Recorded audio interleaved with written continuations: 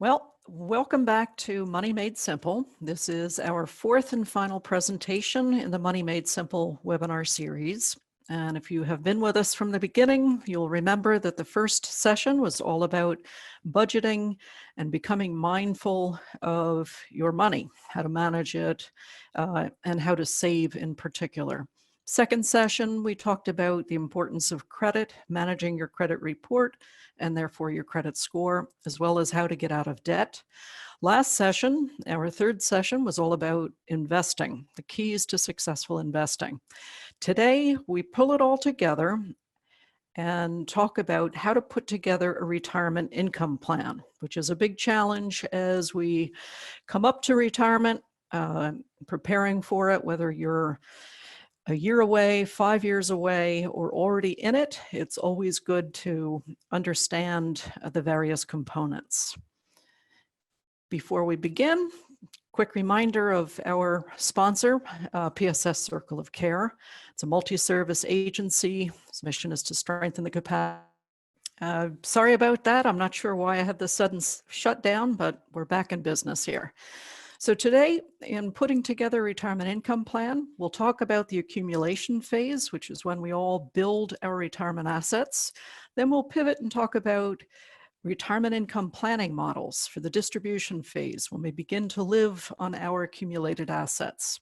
Talk a little bit about retirement life planning, protecting your independence, and of course, a lot of practical tips and resources. When we are working and accumulating assets for future goals, one of which is retirement, we talked about the importance of setting a budget to manage income and expenses, and that's mostly so that you can prioritize saving both for future goals and intermediate and near-term goals. Many people have discovered that if you don't set a budget and use a spending plan to manage the money you have coming in and the money you have going out, saving never happens, investing never happens. Time goes by and you fail to accumulate significant assets. Goal-focused saving should be part of your budget. Everybody needs an emergency fund. We talk about that in class 1. And that is money to sustain you for a period of 3 to 6 months of essential spending. And we're kind of living that right now. Many of us who have been furloughed or have reduced work hours and as a consequence, lesser income, are discovering that having that emergency fund is helping us weather this shelter at home period.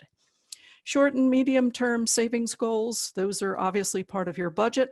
And then your long-term saving and investing goals, because remember, we want to take advantage of compound growth from investments to save toward long-term goals like retirement.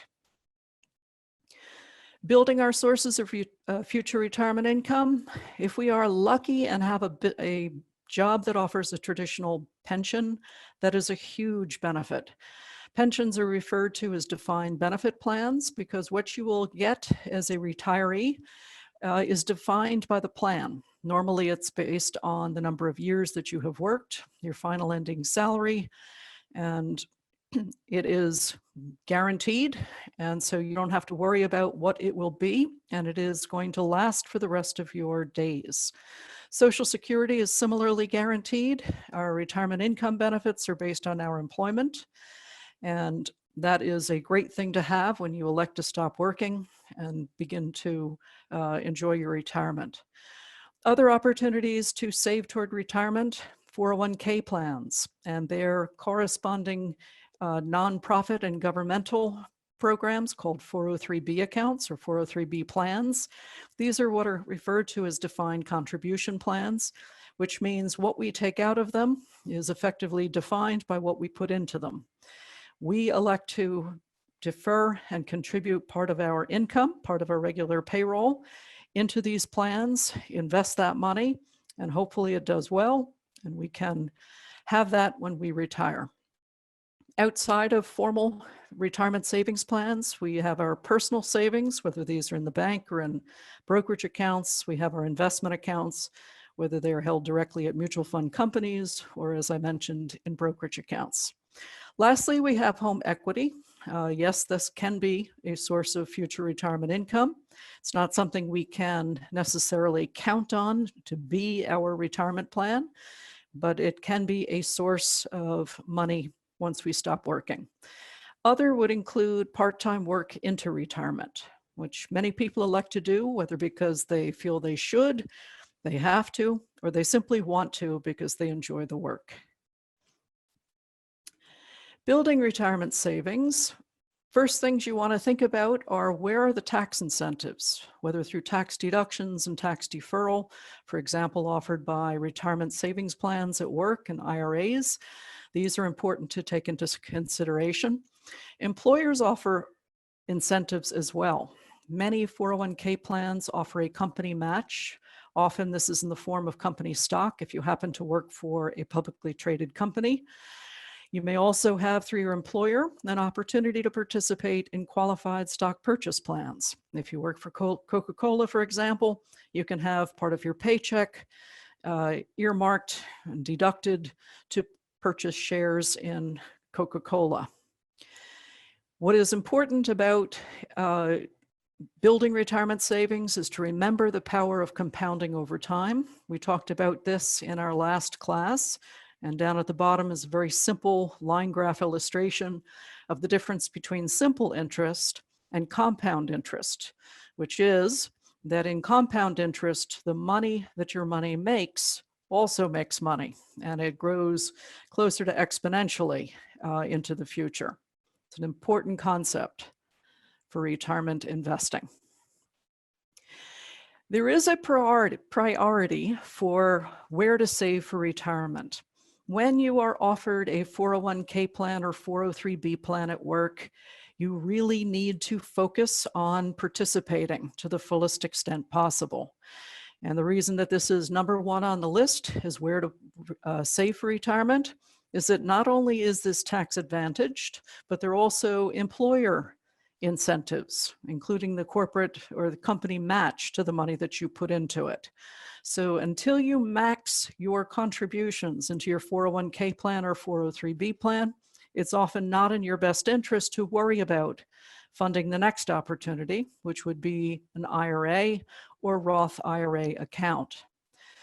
Those are great plans and well worth pursuing because they do give you an additional opportunity to contribute and put money away on a tax-advantaged basis. Third best way to save for the future, particularly for retirement, is to put money away into a taxable investment account. And again, this could be either a taxable brokerage account or a directly held mutual fund account. After that, once you've done that and you're still looking to put money away on a cost-effective and tax-advantaged way, you should look at low-cost annuity contracts or a non-deductible IRA. And we'll talk a bit about annuity contracts because there are a lot of misconceptions about what those are, how they work, and whether they might or might not be appropriate for retirement savers. Employer-sponsored retirement savings plans. So your typical 401k or 403b plan, they have the same contribution limits through payroll deduction. Each of us is allowed to save $19,500, or if we're age 50 and above, $26,000. Now, obviously, if you make enough money that you can do this, that's great. You can legitimately put away 100% of your compensation into one of these plans if you were looking to maximize your contribution in the year or two before you actually stop working.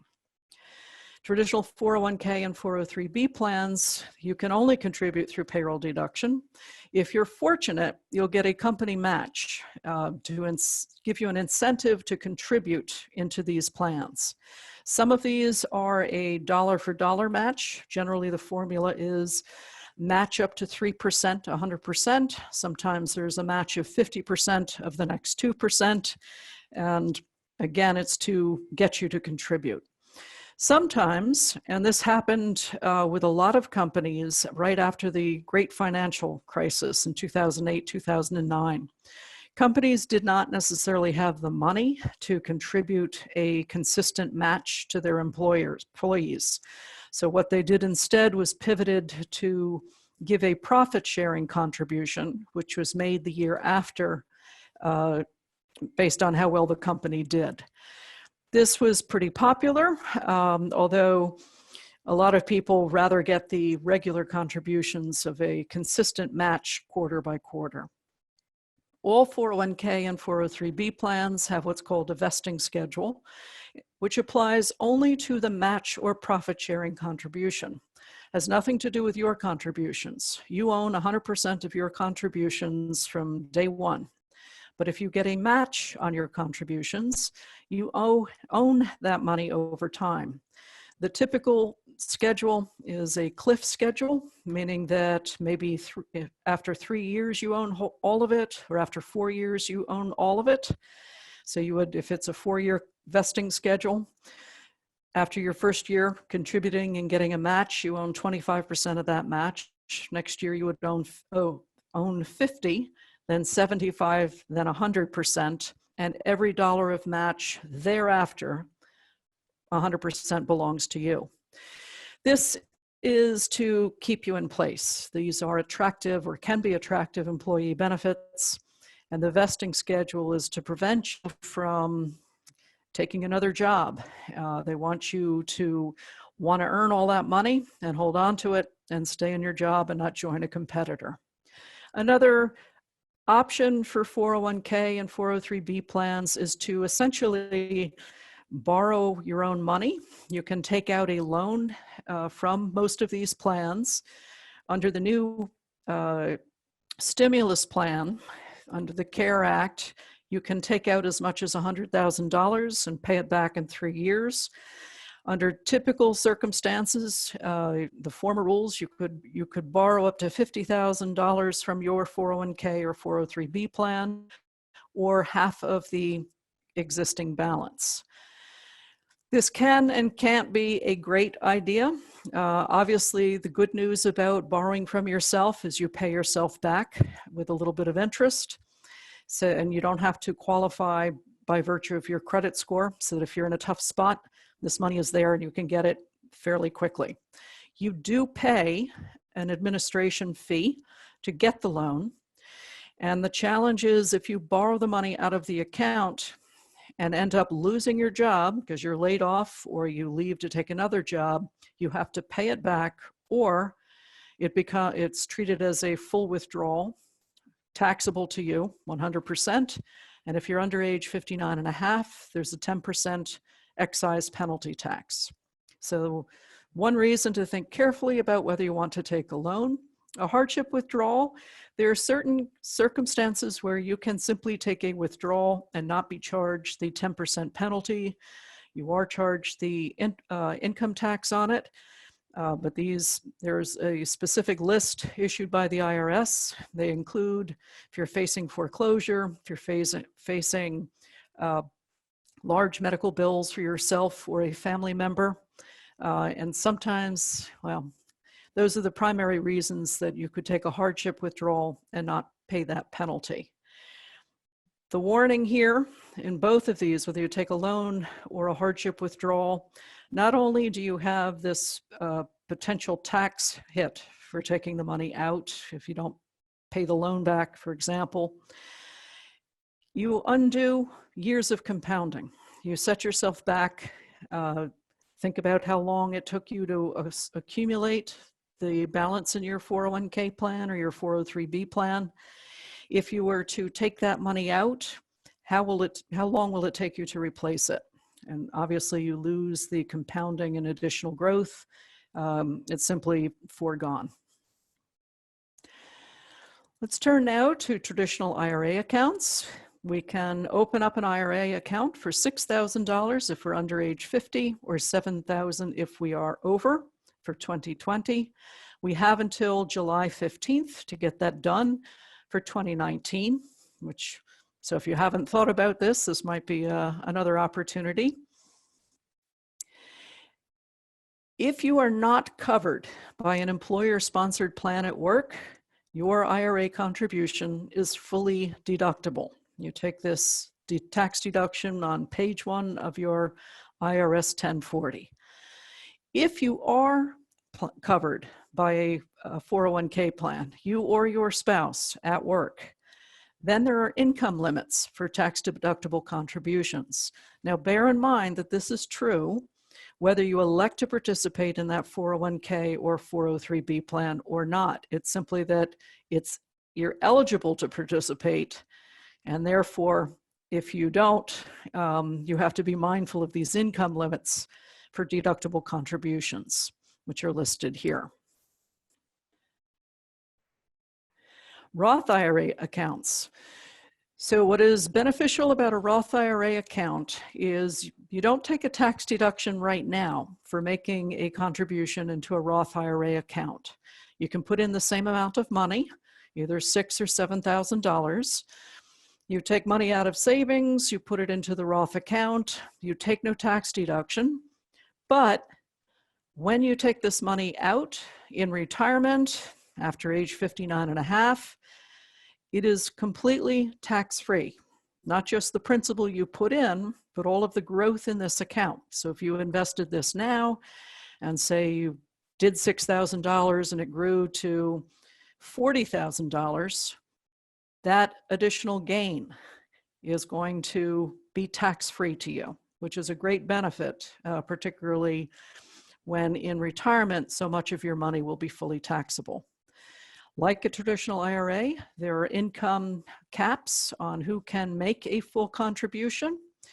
There is, it's not on this slide, but I will tell you, an opportunity to do what's called a backdoor Roth, which is something that I have spoken to people about. This is where you open up a non-deductible IRA of either $6,000 or $7,000, and then you do what's called a Roth conversion.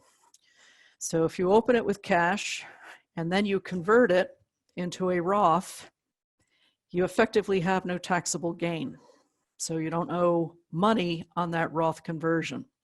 And this can be done for 2020 and is available to anyone without any income limitation.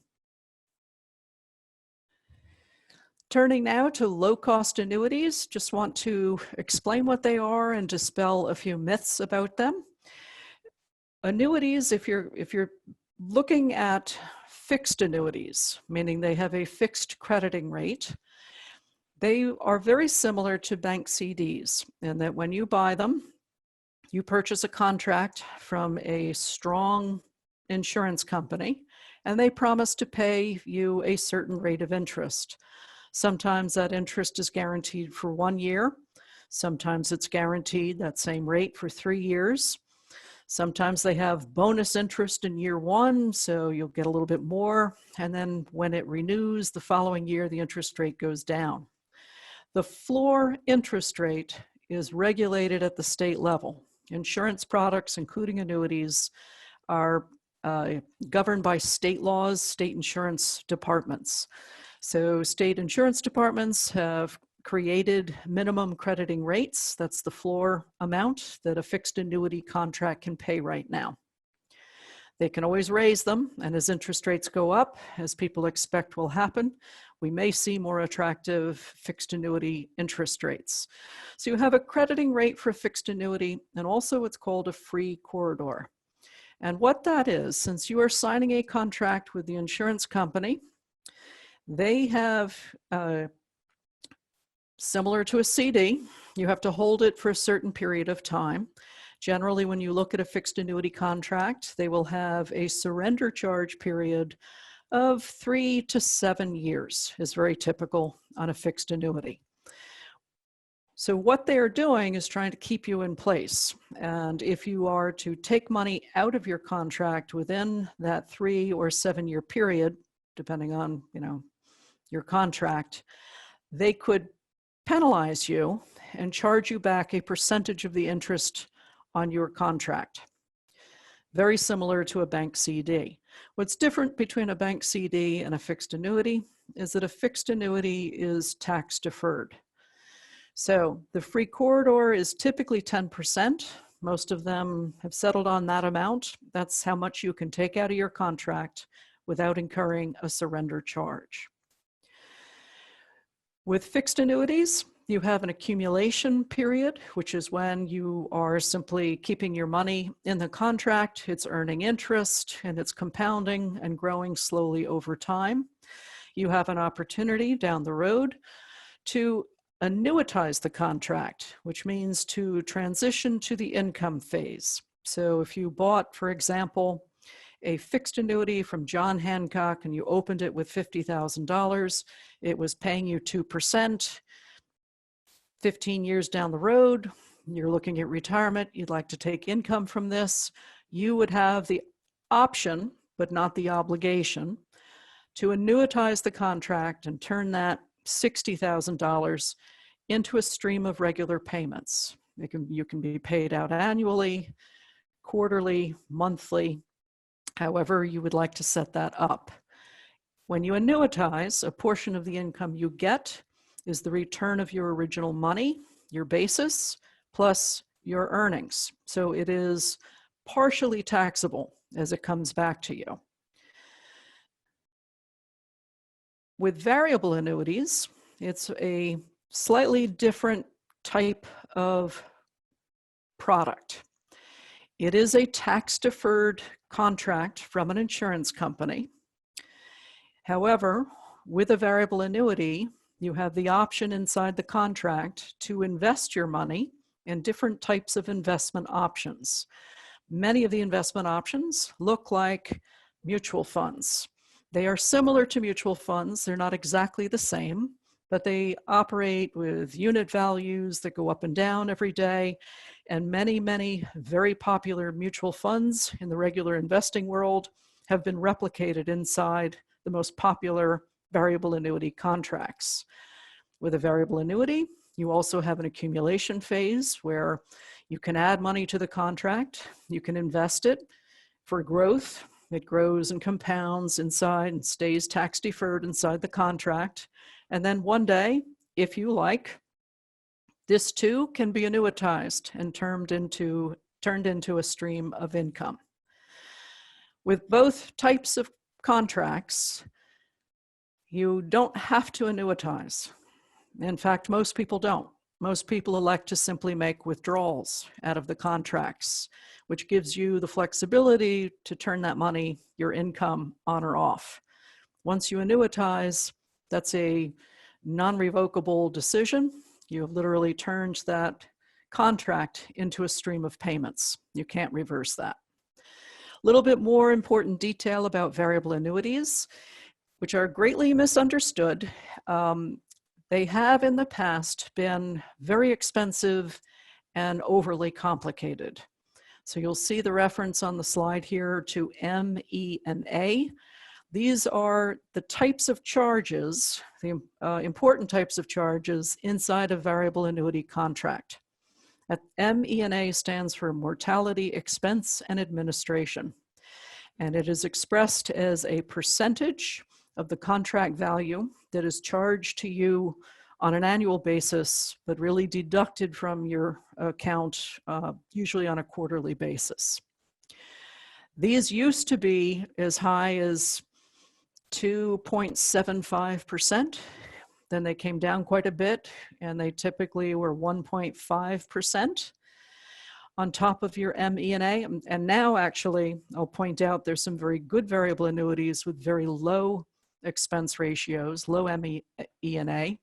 I've seen them for 50 basis points, which is half of 1%, which is a really very good expense ratio inside this type of product. Variable annuities typically also have an annual contract charge. If your initial investment amount is below a certain threshold, this can be $25,000, this can be $50,000, and the charge could be $25 or $50, and that will disappear once your contract value exceeds that threshold. The other important feature is that you do have these investment options inside the contract, generally managed, sub-advised by outside money managers.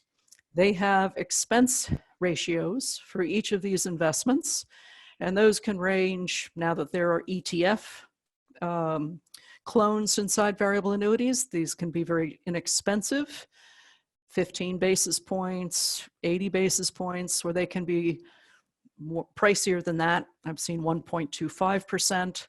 This is in addition to the other fees listed. Also, with variable annuities, if you elect an optional rider, and I'll explain some of the typical ones, they will charge an asset-based fee for these as well. Some of the most popular optional riders include enhanced income protection riders, where for this fee, they will give you a guaranteed minimum level of income, or potentially a guaranteed withdrawal amount, or they also have them with guaranteed enhanced death benefits. So to leave a higher amount than the contract value, potentially, for your beneficiary. So as I mentioned, in the past, a lot of these variable annuities, very complicated, very hard to explain, and for many investors to understand. But they do have value for people. There's some good ones out there that can be worth considering as a tax-deferred opportunity for salting away additional monies and for arranging an income plan down the road. So last comment on this before moving on. Variable annuities too will have a surrender charge period, and that's typically 5 to 7 years, where if you take your money out, they will charge you a penalty with 7% of your contract value, etc. It declines typically 7%, 6, 5, 4, etc., etc. And the intent is simply to keep you in it. Now we're going to pivot to the distribution phase. Now, say we're on the cusp of retirement, we've done a good job saving and investing. Now we have to figure out, how do we spend this money? What income will we have in retirement that we can count on to pay our bills? And how do we, organize this? Typical sources of retirement income, again, are your pension, savings and investments, Social Security retirement benefit, and then, of course, part-time work in retirement, royalties, rents, home equity. It's important to think, as you contemplate putting together your sources of income, the tax treatment of each. Remember that when you receive a pension, nearly all of them are fully taxable. Social Security is typically 85% taxable, depending on how much other income you have. Royalties are typically 100% taxable. When you take money out of your retirement plan at work, your 401k or 403b plans, or your traditional IRA, it is fully taxable to you, taxable like regular income. If you have the Roth IRA that we've discussed earlier, the good news there is you can take that money out tax-free. The one provision is you have to have the Roth open for 5 years to take your money out tax-free. You got to be over age 59 and a half. Remember that with the tax-deferred accounts, 401k, 403b, and traditional IRA, there are what are called required minimum distributions, RMDs. And you have to take these out every year, starting now at age 72 under the Secure Act. It's a percentage of your balance that is based on the mortality tables issued by the IRS. So they expect as you get on in years that you will take a greater and greater percentage of the contract out. The purpose here is to prevent people from salting away all of this tax-deferred money, passing away, and leaving it untaxed to their heirs. They want to force a distribution and collect the taxes on some of this money. Let's look at some of the risks affecting retirement income and retirement income strategies. These are important things to consider as we contemplate putting together our retirement income plan. One of the big risks you hear a lot about, because investment advisors focus a lot of attention on it, is inflation risk. What if once you're retired and living on a somewhat fixed income with your pension and your Social Security, prices start getting out of hand. Everything is more expensive. Your rent, your food, your medical care. One strategy or two strategies for dealing with this is to make sure that some of your retirement assets remain invested in stocks and equities, which should keep pace with inflation. The other protection we have is the cost of living increase that is on Social Security retirement benefits and in some pensions, where there is a periodic increase. Another risk to retirement income is what's called the sequence of return risk. And here what we're talking about is, what if you're the guy or gal who retired in 2009, put your paperwork in and get your gold watch, you leave, and the value of your 401k plan takes a huge hit. This certainly happened to people this year. We had a big 34% decrease in the stock market, a bit of a crash in March. And if you had retired in January, you may have had some sleepless nights worrying about this. And why would you worry about this? Well, the concern is if you retire into a particularly bad market for your investments, you have the potential to outlive your assets, that you could, if your account value goes down dramatically and you have to live off of that money, deplete it that much faster. So how do we protect ourselves against the sequence of return risk? We talked about this quite a lot last class. Number one way to prevent this or to protect ourselves is through asset allocation. Obviously, we never want to have all of our money just in stocks. We want to be careful and thoughtful about how we allocate it across stocks, bonds, and cash. The other way that we can protect ourselves against the sequence of return risk is to be flexible regarding our account withdrawals. If we retired in January, maybe we take a little bit less out this year to support ourselves and our expenses and give the account more time to bounce back. Next risk on the list, longevity risk. This gets a lot of attention too. This is the risk of outliving our money. Ways to protect ourselves against this particular risk include annuities, which if you annuitize, they give you a stream of payments to last for the rest of your days. Social Security retirement benefits, same premise. You get this until end of plan, as I euphemistically call it. Same thing with your pension. So if you have access to any of these sources of money in retirement, longevity risk is not really as great a factor. Debilitating illness risk, dementia, Alzheimer's. Obviously, this is why people look at long-term care insurance, why they fund health savings accounts, look at short-term care policies, and examine options for Medigap coverage. So now let's look at 4 retirement income planning models. And I'll tell you at the outset that most people have a little bit of a hybrid of 1 or 2 of these. They are more thinking devices, approaches that I'd like you to consider. There are pros and cons for each, obviously, but they are good ways to structure our thoughts around how to turn assets into income and money that we'll pay our living expenses with.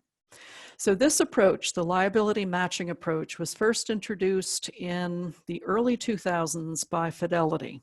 And Fidelity, very large investment management company, very famous, was one of the first to put together white papers and create a whole department to talk about the problem of turning successful investment accounts, because at that point they were very, very successful. They had a lot of 401k administration businesses. They obviously had all their mutual funds, very, very successful helping people grow their money, had no real plan how to guide people and taking money out of those accounts to fund their retirements. So they came up with this fairly elegant, very simple concept that what if we organized our finances so that our essential expenses, housing expenses, food, medicine, utilities, taxes, were covered by our sources of guaranteed income, whether this is Social Security, pension, and an annuity. This would mean that regardless what happened in the stock market, we could have a market crash, we would never have to worry about keeping a roof over our head and food in the kitchen. Then you could use your non-guaranteed income from your 401k plan, your IRA, your investments and savings to cover your discretionary expenses, your travel, your gifts, your going out with friends, all the things, your golf membership, all of the things that we enjoy doing, but would think to trim back if things were a little bit uneasy in the stock market.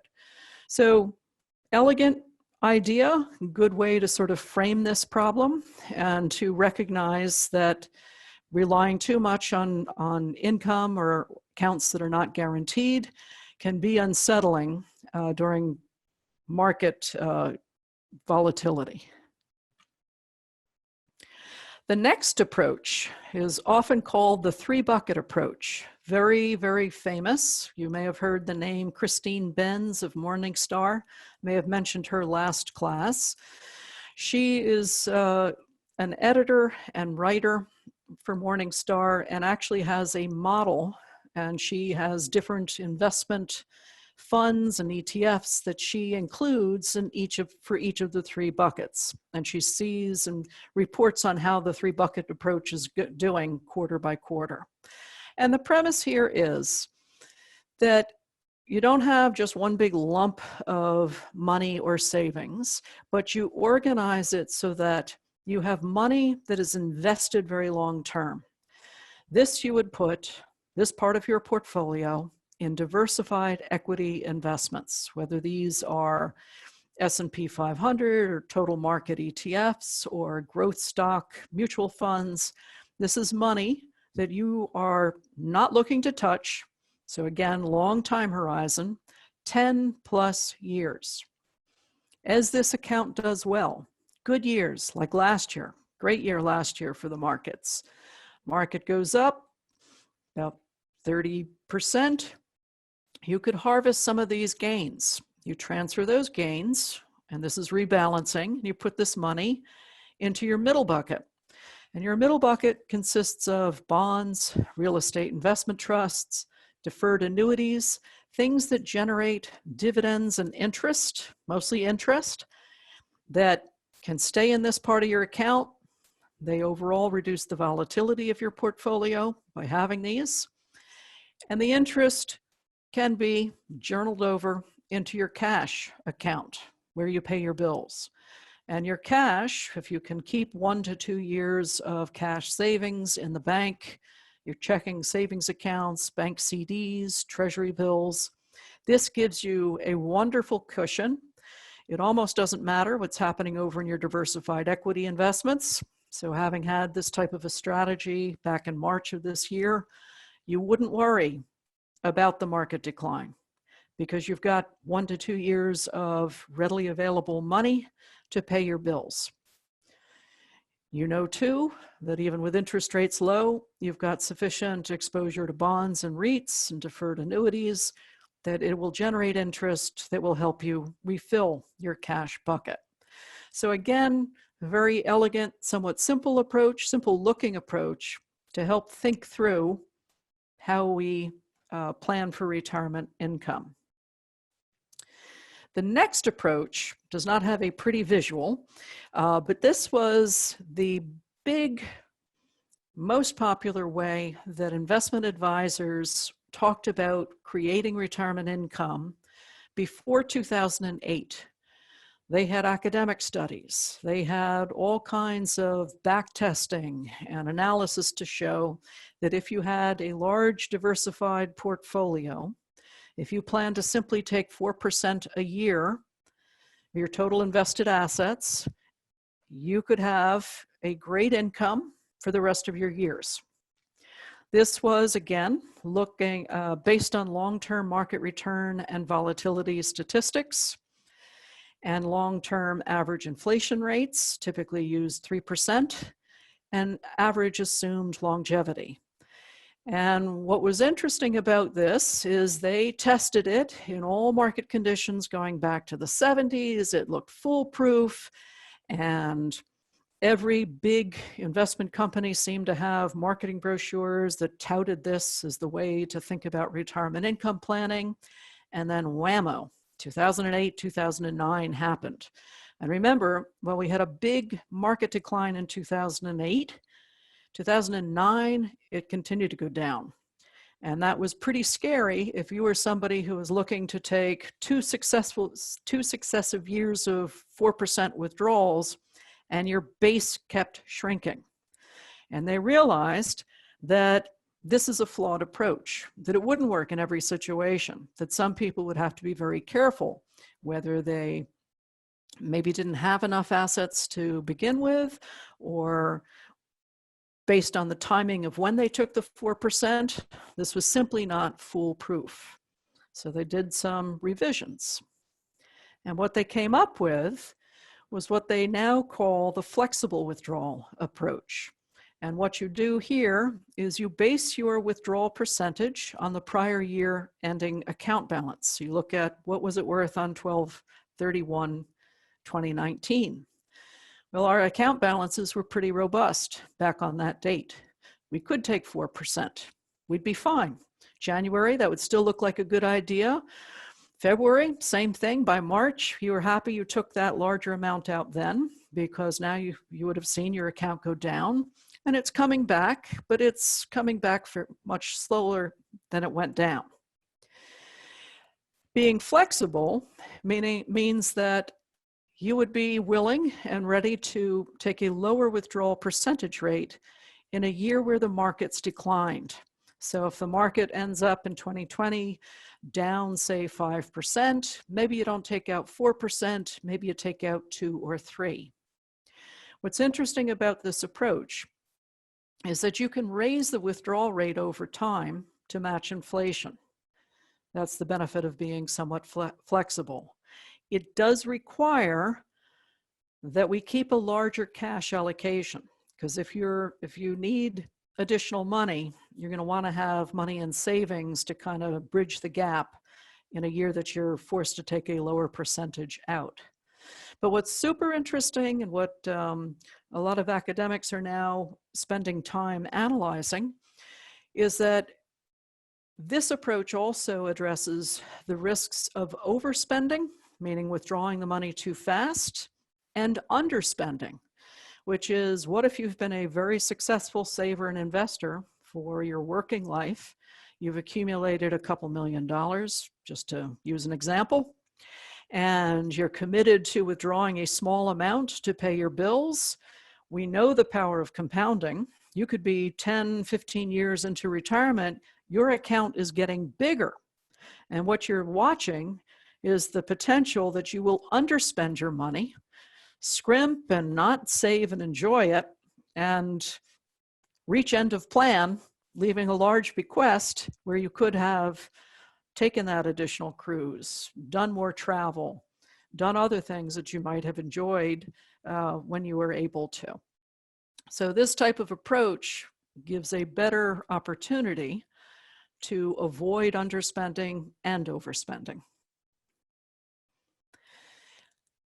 The other thing to think about as we approach the distribution phase and put together a retirement income plan is the actual sitting down and thinking about, are we ready?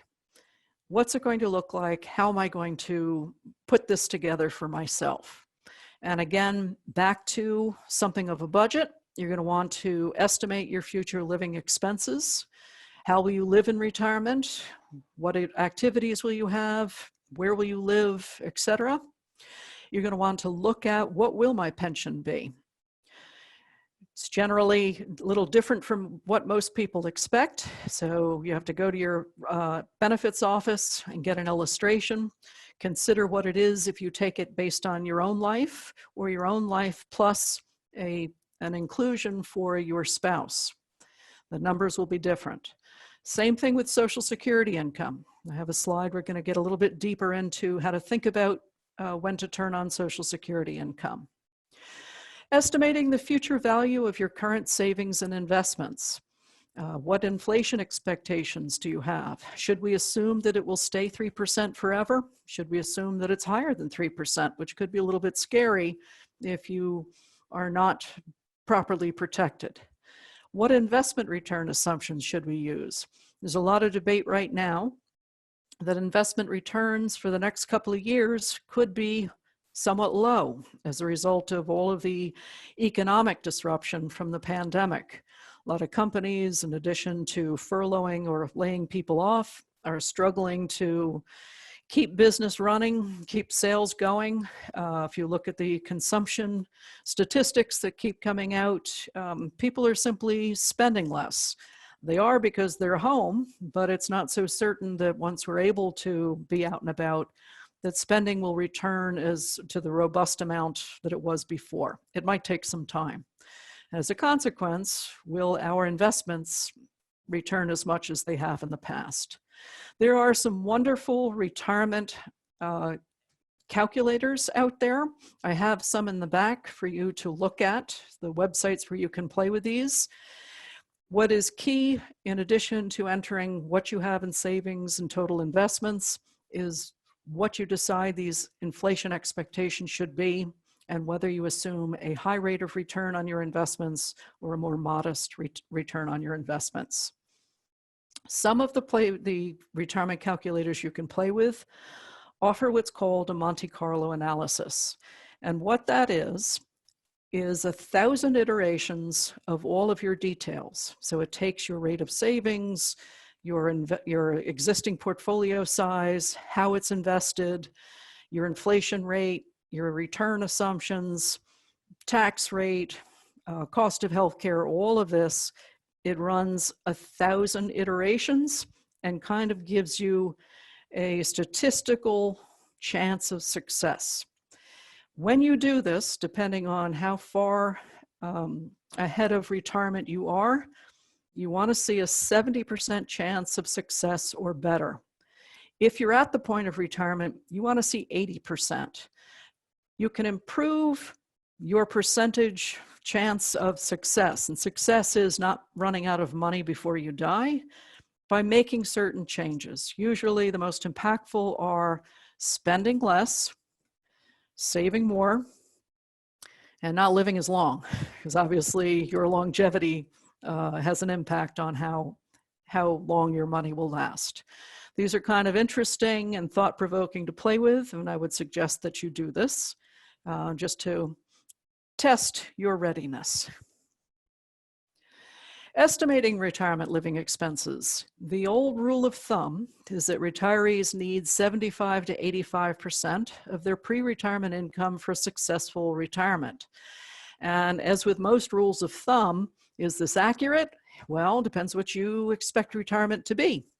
If you're somebody who maybe brought your lunch to work and ate at your desk your whole career, and plan to live large in retirement, travel, go out with friends, and spend much more than you did as a working person, then it's probably not going to be accurate that you only need 75 to 85. Yes? Yeah, just 1 second. I think somebody says there's no sound. I just want to make sure everybody can hear us. 1 second.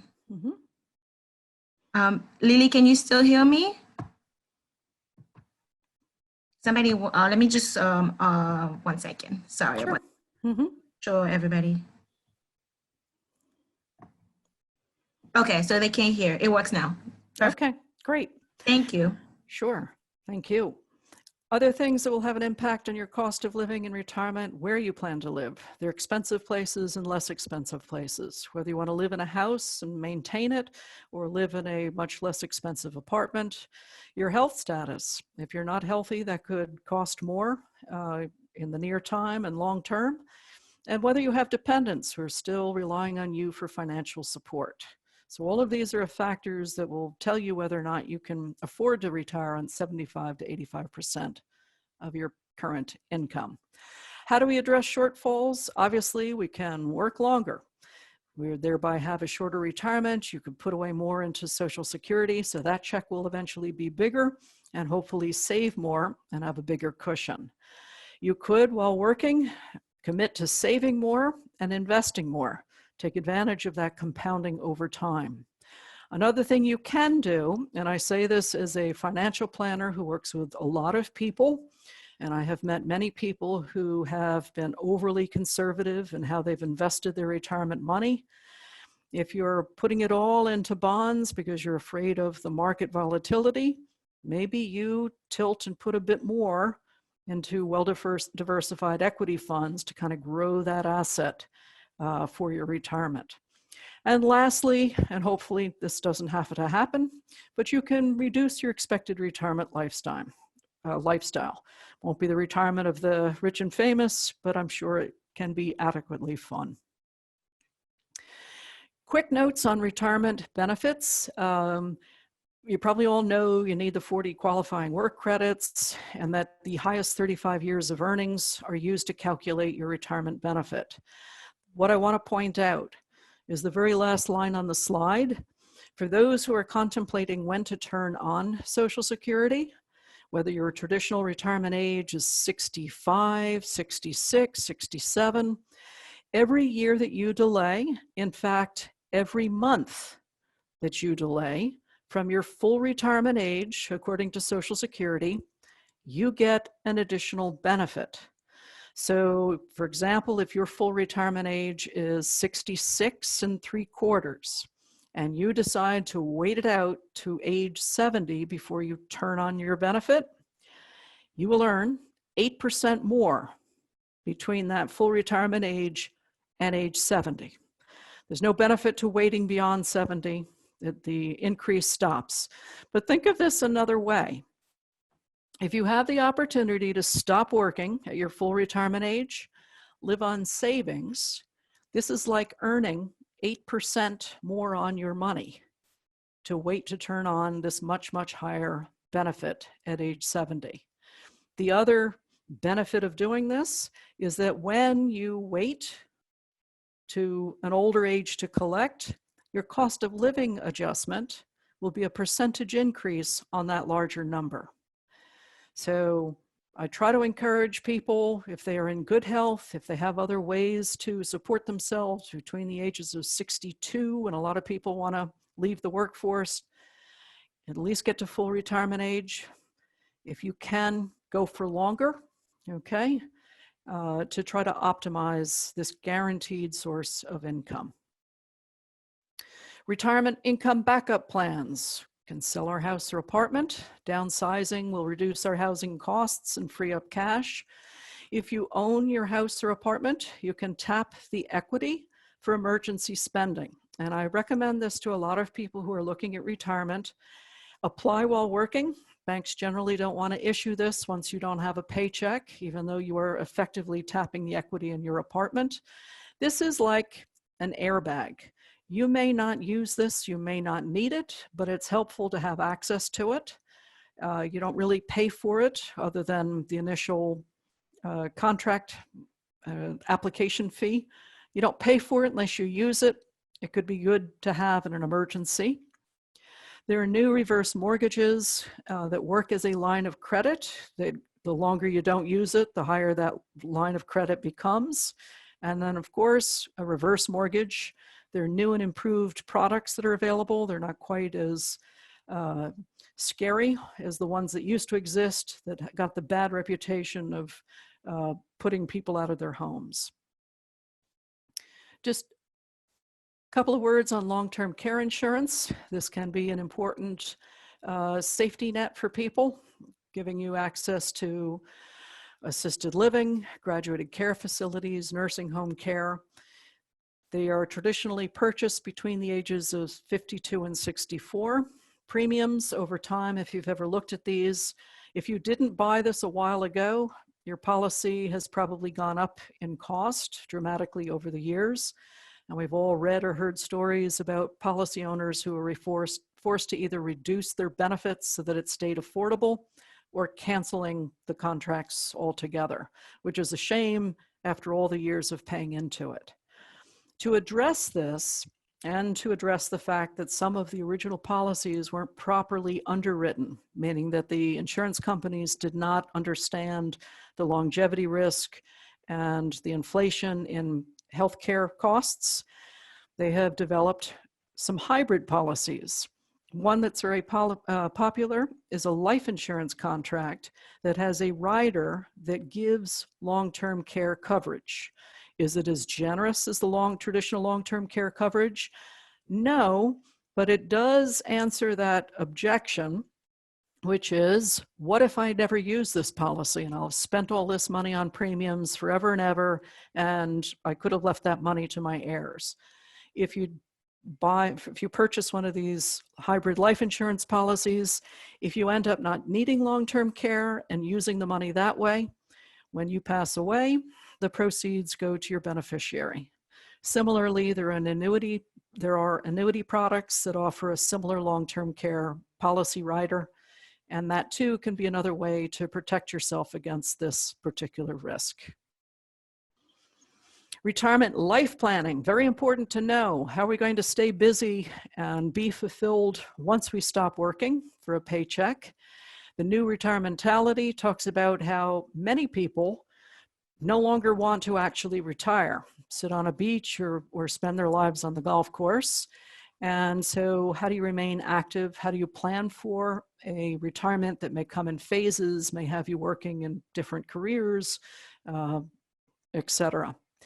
Encore Career Handbook, very similar. This is an older book, but it talks about what to do with all of this accumulated experience and skill if you want to work for a living or if you simply want to make a difference. New York Times has a great special section on retirement and also on Encore Careers. Obviously, AARP has a lot of information on this, good website, good magazine on this. Community Service Society is another place where people volunteer their experience and talents in a variety of nonprofit locations. New York Public Library, the Science Industry and Business Branch have life and career coaches who help people figure out these types of transitions and how to make the most of their newfound time. Protecting your independence. Very important as we get older that we have systems in place to avoid being taken advantage of, scammed, etc. One of the big areas of concern, and our New York Attorney General has a lot of focus on this, protecting seniors from financial abuse. We want to remain independent and avoid problems. One of the best things you can do for yourself as an older person is to automate bill paying, whether you put certain recurring charges on credit cards and then auto draft those payments through your bank checking account. That will protect you from missing bills or from scammers trying to, disrupt you. Quicken offers a service for bill paying. There is also the Amex Bluebird debit card that if you need to give a caregiver money for shopping or transportation, etc., this is an easy way to do it without having to worry about cash and access to your bank account. Financial management, protecting yourself against scams. There are places where you can register the do not call, and we know that it's not perfect. You still get calls even after you register, but it helps. Do not mail. The Direct Marketing Association will take you off the lists for getting direct mail. There's do not email. You can opt out of credit card offers, and the consumer ftc.gov has a lot of information on how to protect yourself from various types of scams. At the bottom, I have consider a fraud alert with the 3 credit rating agencies. This means that they would have to ask you questions to confirm that you're you before issuing credit, giving somebody a new credit card, for example. Hi. Do you want to take a question? Sure. Okay, so Diana, if you want to ask a question, you can go ahead because I unmute yourself. I removed I'll allow you to speak. And Mabel also. Okay. I think. No, I didn't have a question. Okay, thank you. Mabel, do you have a question? No, I'm sorry. My finger pressed something by mistake. Okay, that's okay. Thank you. All We right. do have question in the Q&A Sure. box. If you're gonna answer it at the end, right? Yes, I will cover all the So questions at the yeah, end. you guys can still add in the question in the Q&A box. Thank you. Yes. I will I've only- answer them at the end. I have only a couple of more slides, so we'll go Okay, through them. that's Another- great. Thank you. Another important thing to consider is protecting document and data safety. It's good to have a home saved. If you have any property deeds, this should be in your safe, protected from thieves. Same with your car title, insurance and annuity contracts. It would be helpful if maybe an adult child or your best friend had access to an inventory of your accounts and passwords. Something happens to you, you end up in the hospital. This is information they would need to help get your bills sorted out. I have your holiday card list. Maybe this is your Facebook friends. Something happens to you. Again, you end up in the hospital. Who's going to contact and let your friends know what's happened and where you are? If you need additional help or oversight, you can set up what's called a power of attorney so that in limited or specific circumstance, for example, you're in the hospital, somebody can be authorized to write checks and pay your bills. It can be event-driven, meaning that if your doctor deems you incapacitated, they then have power of attorney to manage your affairs, pay your rent, pay your mortgage, and make decisions. Do bear in mind that your bank and your insurance companies may have their own power of attorney form. So even if you have this done with an attorney, and it's typically done as part of your will and estate planning documents, remember to ask your bank, do you have your own form? Your insurance company, same question.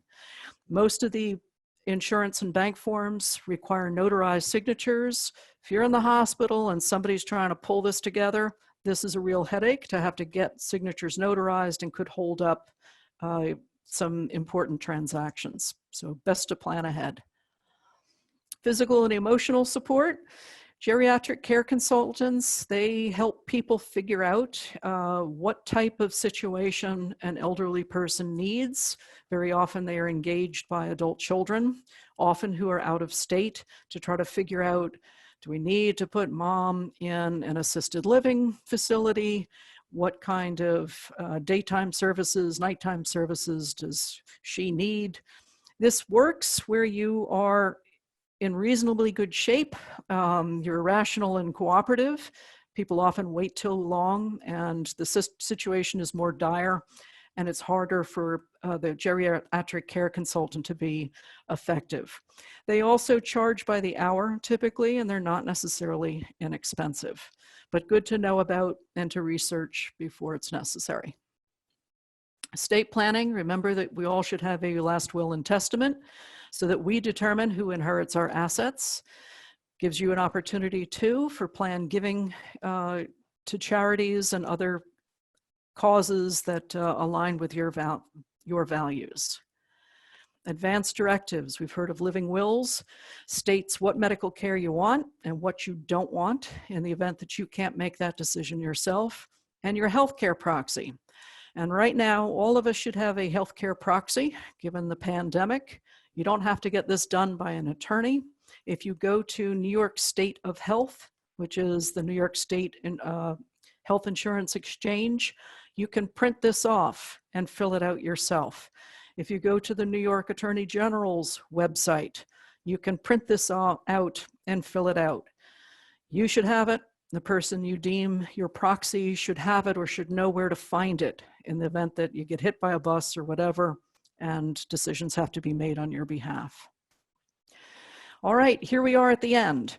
If you want a really, really good book about how to plan for your later years, and I recommend reading it before that becomes a daunting proposition. Sharona Hoffman is an estate planning attorney who had some medical issues. She also had, I believe her mother had medical issues. She talks about everything. how to organize your retirement finances, how to think about your current and future housing, how to put together your estate planning documents. Very well done. The Truth Will Set Your Wallet Free by Nicholas Steller. He is long time in the financial services industry. He talks about how to hire an advisor that will put your interests first, fiduciary, what questions to ask, full disclosure. I'm referenced in the book as somebody who's done a lot of pro bono education and counseling, but a very, very good, interesting read, very helpful if you're shopping for an advisor. Your Complete Guide to Successful and Secure Retirement, very good book on all the things you should think about. He does get a little bit granular on the investing side, so if you want to skim that. The other things he talks about, everything from insurance to long-term care policies to retirement homes, very helpful, very rational. He's not pitching anything in particular. It's a very good book. Here is Morningstar.com with Christine Benz. Couple sources for interesting retirement calculators, socialsecurity.gov, and the New York Attorney General's website. Okay, and that's that. So now I will pivot. I'll keep my, sorry. We have a few questions in the Q&A box, so you can. Yes. All right. Yes, we'll send out. Yes, I will send that. Okay. Is there a website where lots of annuities are compared? Bankrate Monitor does for bank accounts. I've not found one because the insurance companies don't want to put it out there. What you can find are some good agents who will give you side-by-side comparisons on annuities. So if you can work with somebody who's independent, who, for example, is a rep or an agent at a shop that is not proprietary, so you can look at insurance products from many different carriers, you can get great side-by-sides. But unfortunately, way back in my career when I worked for an annuity company, we tried to put something like that together, and we were just fought tooth and nail. The upkeep and changing it as they changed their crediting rates and terms and all of that was also a monster. So, but it was mostly because it's sort of anti-competitive. Okay, review the backdoor Roth. I'm happy to review the backdoor Roth. Knowing that there are income limitations for regular IRA accounts, there are people who can't just open up a Roth IRA. Anybody who has earned income can open a non-deductible IRA account, which means you simply don't declare and deduct the $6,000 or $7,000 on your tax return. It's non-deductible. So what you do is you open a non-deductible IRA, and then you do a conversion to a Roth. The trick is to do these two transactions fairly close together. And I just walked a client through this. He makes too much money to do a fully deductible IRA, and he's got access to a 401k plan. So I said, he works with Vanguard, call up Vanguard, open up a non-deductible IRA account. Let them know after you fund it that you plan to convert it to a Roth. Do not invest the money when you open up the non-deductible IRA. Leave it in cash. What you don't want to have happen is any gain before you convert it, because you'd be taxed on that gain. So if you open it up today, then next Tuesday, because they make you wait a week, you do the conversion. It's sitting, it's the same amount of cash that you put in. You do the Roth conversion, no tax impact. So that's a backdoor Roth. Okay, I hope the sound came back. Okay. It works now. Okay, can a person get a reverse mortgage on a cooperative apartment in New York City? Unfortunately, it's not super easy. You might be able to get one of the HECM line of credits. This is something that has been kicked around. One of the challenges with a cooperative, if you understand the structure, you don't own your apartment per se, you own shares in the overall building. And this complicates getting reverse mortgage. So I know there are moves afoot. I'm actually on an education call on Friday regarding this issue. I don't know that I'll get an answer, but if I do, I'll share it with Shana to get it out to the group. But it is something that a lot of people have been lobbying for. Yes, we will send copies of the slides. During a pandemic, where can we get notarization of documents? Great question. I know that there are public libraries that are offering notarization of documents. So start with your local public library branch. Another place that I have seen, there are certain attorneys, and one that works often with PSS Circle of Care, Dan Timmons. He has volunteered to do notarization of documents. So you might want to Google attorneys offering notarization and check their websites. Okay. All right. I think I have answered the questions.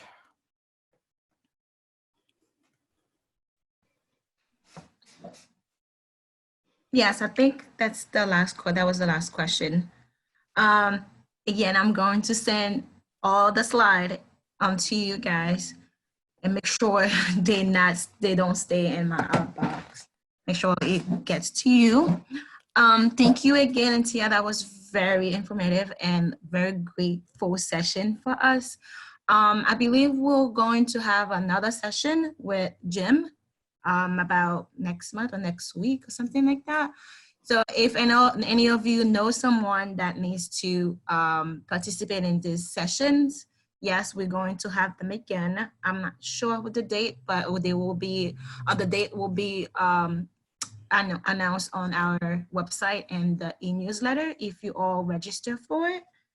Again, all these webinar has been, they are recorded and posted online. If you miss anything, you can go back to our website and review them.